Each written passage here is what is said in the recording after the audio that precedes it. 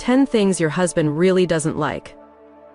I don't know a single wife who doesn't sometimes do things her husband doesn't like. I hope I don't sound too harsh today. I just know how easy it is to slip into a disrespectful attitude that morphs into ugly treatment of those we love most. I'm challenging all of us to set aside any of these things that are a common tendency in marriage. Common, but so destructive. And they are so not God-glorifying. The reason for this blunt post is that I care for you. My husband and I spent many years in a miserable state. I'm ashamed to tell you that I was guilty of several of the points I listed. Has God recently convicted your heart when it comes to how you treat your husband? You're not alone. And there's a way out of the harmful spiral of disrespectful attitudes and ugly treatments. The first step is being aware of what you're doing that might be driving your husband to frustration. Here are 10 things you might be doing that your husband doesn't like, and how to make it right between the two of you again. 1. He hates when you throw him under the bus in public. When you point out his faults, criticize or correct him, you make him feel like an idiot in front of others, and that's demeaning. Don't embarrass him in any way, especially in front of your children. Would you want him to do that to you? A better solution, when he says something you know or think you know is wrong in public, rather than correct or chide him in front of everyone around you, let it go. It might be hard, but coming to him later and talking through the issue gives you a much better chance of changing his mind. He'll appreciate that you didn't correct him in front of everyone, and appreciate the effort you took to wait and talk about it later. 2. He hates when you remind him of his past failures. It's something that was settled long ago, or maybe just last week, and you just can't seem to let it go. We've all failed. Let go of things that have already been worked through and settled. If there are unresolved issues that were never dealt with biblically, don't bring them up as a bully club. But take steps to graciously resolve them and move on. If there are certain things he has done in the past that you can't just let go of, talk through them. Find a time when you're not fighting, sit down, and ask if you can talk through the issue you're seeing. If you're struggling with productive conversation, counseling might be necessary. 3. He hates when you unload on him as soon as he walks in the door. One thing I can't stress to wives enough: hug your man when he comes in from work. Greet him with a kiss and some love. Give him an encouraging word and hold off on letting him know what a tough time you've had. He's had a long day. I know you have as well, but I'm not talking to him, I'm talking to you. He's been hit with challenges that you haven't faced, and perhaps fought battles you'll never know about. Be what makes it all worth coming home to.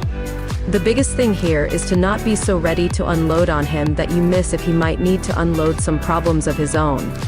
Or fail to see that he just needs to forget about the stress of the day and unwind for a minute. Of course you need to talk through problems, but there is a time for everything, Ecclesiastes 3, so consider your timing as he gets home from work. 4. He hates when you expect him to be just like your girlfriend. He's probably not a crafter or a scrapbooker or a fan of spending 5 hours at the mall. An afternoon in the nail salon is probably not his idea of fun. He's not going to communicate with you like your best friend, or want to know the complete story you want to tell, down to the very last detail.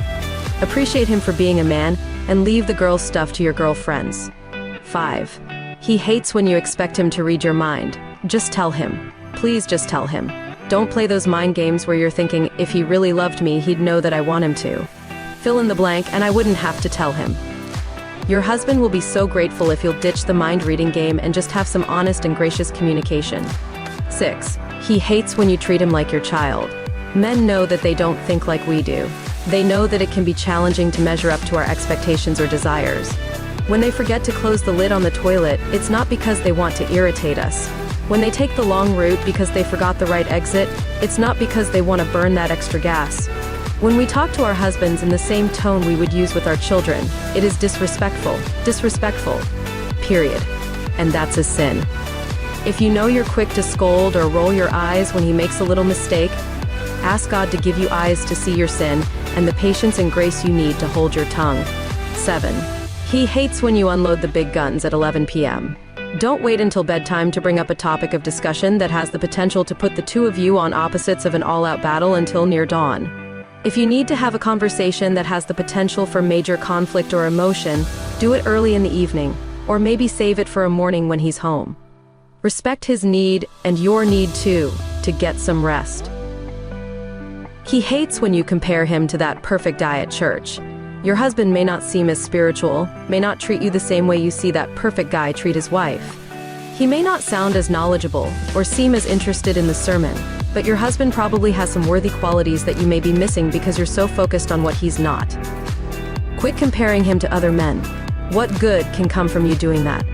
Why not ask God to open your eyes to see things that you've not yet appreciated about him? Want to do one step better? Ask him for his opinion on questions or theology you've been struggling with. Ask him what a chapter of scripture you are reading means to him. Ask him what he thought of Sunday's sermon. He'll love that you value his opinion, and I guarantee you'll be impressed with his ideas and thoughts. 9. He hates when you give him the silent treatment. Whenever you use the silent treatment to manipulate him, it harms both of you. The silent treatment is a hostile punishment tool. Don't make things more difficult by clamming up or stuffing your anger. If you're hurt or angry, first go to God and ask him to search your heart to see if the anger is righteous, or if there is some offense that needs to be discussed. Talk it out with your husband. Be honest and humble in your communication, and remember, he's not your enemy. One of the best gifts you can give your husband is to remember that in nearly every conflict you experience, his aim is not to hurt you. But the silent treatment is an intentional way to hurt. Don't make the problem worse. Let him know why you're upset. He'll be grateful for the chance to make it right. 10. He hates when you use sex as a weapon. The gift of sexual intimacy is to be an expression of unselfish love. It's a physical demonstration of spiritual unity. Don't withhold yourself to punish your husband, and don't use your intimacy as a bribing technique. Notice, I'm not saying allow your husband to abuse you or demand your sexual attention. Sexual intimacy is meant to be an expression of unselfish love from both spouses. But I'm not talking to the husband today. I'm talking to us. Honor your marriage bed as sacred, and love your husband well.